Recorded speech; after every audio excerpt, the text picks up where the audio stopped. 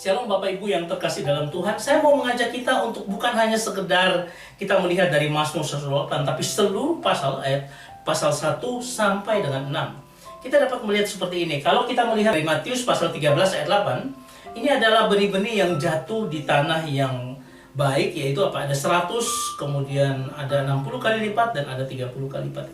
Ini bicara tentang membangun spiritualitas formation kuat dalam hidup kita, yang akan memberikan hasil yang luar biasa. Kita bertambah terus. Nah, saudara yang terkasih, kalau kita lihat mapping daripada struktur Mazmur pasal 128 ini, pada ayat kita pertama kita bicara tentang Aser atau Eser. Berbahagialah orang yang takut akan Tuhan, yang hidup yang menurut jalannya.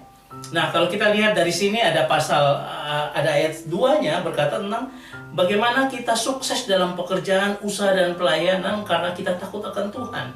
Kita hidup sesuai dengan kehendak Tuhan. Ayat 3 bicara tentang apa? Dalam keluarga, yaitu apa? Anak, istri kita dengan luar biasa yang Tuhan jaga dan Tuhan pimpin.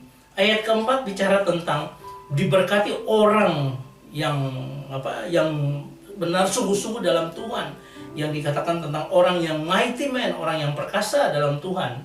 Ini adalah ketika kita tuniels, kita betul-betul sungguh-sungguh datang pada Tuhan, berlutut pada Tuhan. Nah, ini adalah sebuah dimensi rohani, tapi dia berdampak pada dimensi jasmani. Kita ingat bahwa Matius pasal 6 ayat 33, cari dahulu kerajaan Allah, maka semua ditambahkan kepada kita. Ayat 5 berkata, diberkati lagi orang-orang yang nanti bisa melihat the good of Yerusalem, yaitu kebaikan Yerusalem. Saudara, kalau kita lihat pada ayat 6, kita bicara damai sejahtera atas Israel. Ini bicara tentang God prevails, artinya Tuhan itu pemenang. Dan ini bicara tentang hal-hal dalam kekekalan, di mana anak cucu kita diberkati walaupun kita sudah tidak ada. Mereka, keturunan kita, diberkati.